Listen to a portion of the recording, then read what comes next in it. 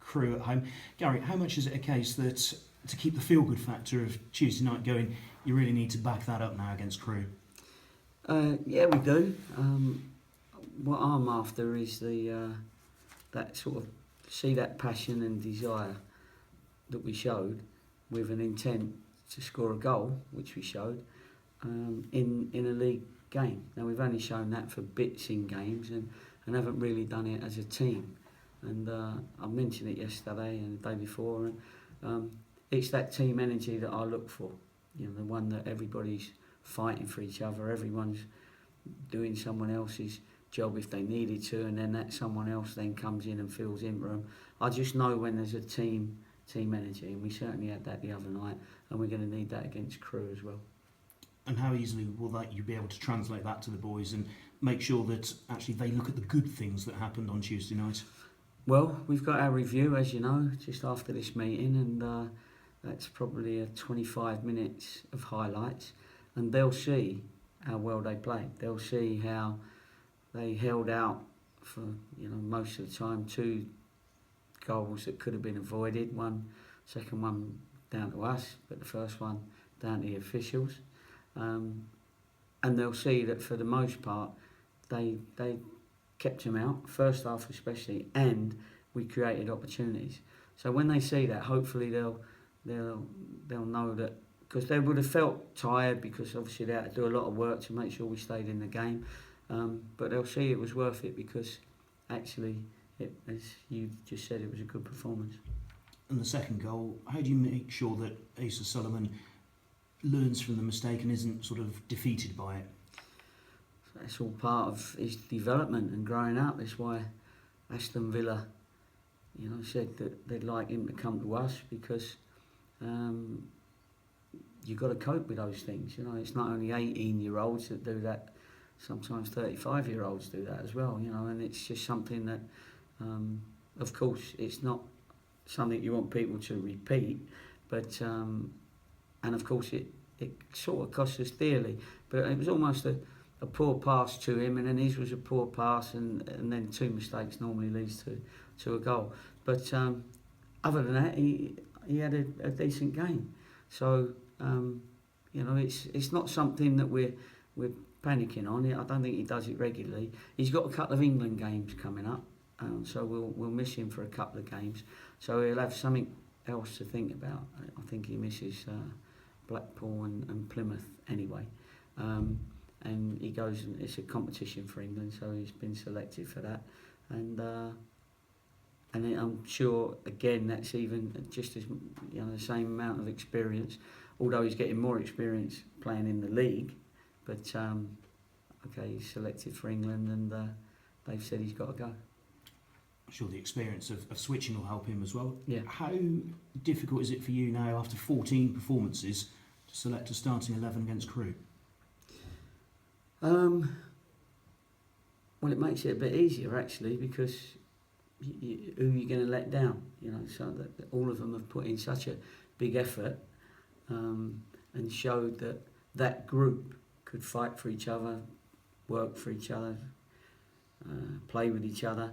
They all showed that, so it makes it a little bit easier than when things are not going well, because who do you keep in, who do you bring in, and we can keep the continuity a little bit more when you've had a good performance. And another game against another team down from League One at the end of last season. The challenges don't stop, do they? No, the early challenges have been challenging, that's for sure. With Newcastle, Charlton, and we played 3 of the favourites in Doncaster, Leyton Orient, and now Crewe. But who else did we play? There was not so much Mansfield, but anyway. So we've had a difficult start, and if we can get a result against Crewe, it would have been a okay start. And then we need to kick on again to make sure that we don't get a drift of the top 7 teams. Do Crewe still have that sort of style that they were famous for under Dario Gradi, or has it just sort of evolved a little bit in recent years? Well, it's probably evolved a little bit, but they've still got that philosophy of footballers playing. I think they've added a little bit, or tried to add a little bit. They were the perennial promotion relegation side, weren't they? But at this level, they can be strong, and they're up there because they're strong. They not generally, but they've come down Championship, First Division, Second Division. But in this division, they're not bad at getting back out of it. So we'll have to wait and see. So they will be a football team. They'll try and keep possession, and we have to make sure that they don't get as much possession as they would want. Everyone okay after Tuesday night? Injury-wise, yeah. Everybody's it's a full bill of health.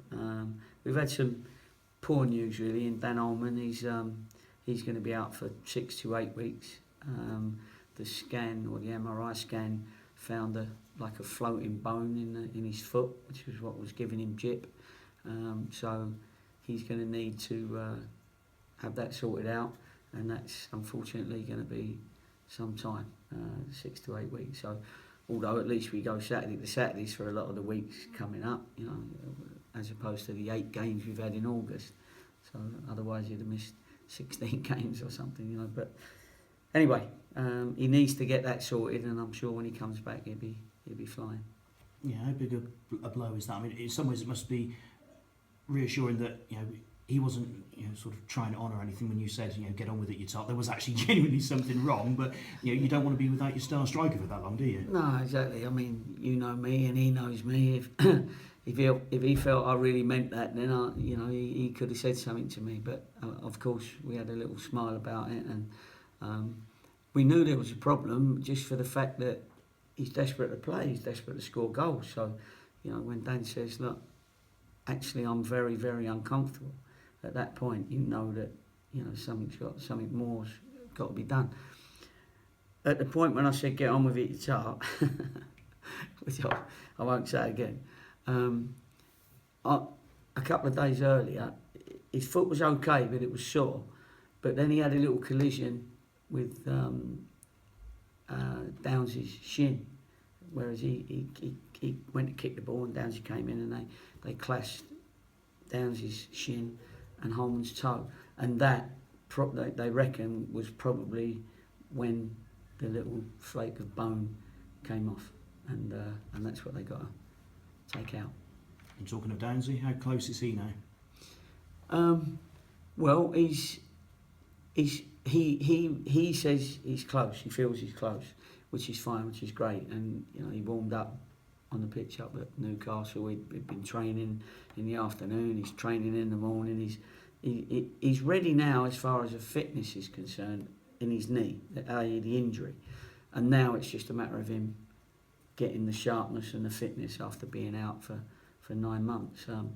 But with Downsy, he's going to be pushing me and the staff to play as soon as possible, and we just got to hold him back a little bit just in case we don't want to put him out for another 9 months, because he's sort of like a month ahead of schedule if he played now. So I'm just weighing up the advantages and disadvantages in bringing him in, but he's not far away. Thank you. Good luck. All right. Gary, you've got Carl Storer's only got 2 more games left, hasn't he now? So he's not far away. Yeah. Hopefully Downsy's not far away either. So yeah, you're getting somewhere closer to the team you want. Obviously Holman is a blow, but yeah. apart from that. No, you're right, and obviously Amari Morgan-Smith coming back as well. We didn't know how long that would be or how bad it was, and Gavin, the physios, monitored that well, managed it well, so we've got him back. You want the lads that know what they're supposed to be doing, because they've had it for a year and a bit. That's why we kept them all, as many of them as you can, and then you blood in the new ones, because it will be totally different to what they were used to at their previous clubs, and some will come into it and embrace it and be part of it, and some will find it difficult to do that. So at the moment I've been playing a lot of new people, whereas if I can play the old regime and bring in the new people as and when, then we'll be stronger. And then once those new recruits become officially part of what we're doing, of course they'll then start getting their regular game. So that's sort of the idea, because it is a certain way we play and a certain mentality that we play with. And that's not easy to work out when you've only been here probably a month. You're going to have to be here a little while longer to really get into the psyche of it. Yeah. So East Sullivan's been given an England call. Is there a chance Daniel O'Shaughnessy could be in the Finnish setup? Because he's been in it before, hasn't he? Yeah, he was selected, but I think quite rightly, because it's under 21s, you know, if it's a national team, he's decided to keep his league career going at the moment. He doesn't want to be out of the team. He wants to make sure that he stays in the team. He's probably been one of our best players over the, you know, I think he's been magnificent in taking over from Cameron Burgess, for instance. So he's asked Finland, you know, not to be selected on this occasion, which they've agreed with, and that's good for us, because you know, we can't afford to lose him as well. Yeah, we're coming quite close towards the end of August now, and obviously you're close to finishing your transfers in. Do you think anybody could be going, or you're getting close to the size of squad that you want?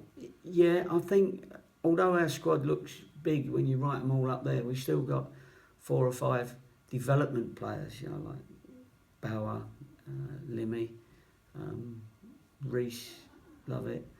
You know, so we've got those type of players that are not quite there yet. And then we've got the injured lads. So in effect, we haven't been really able to fill 7 people on the bench as yet.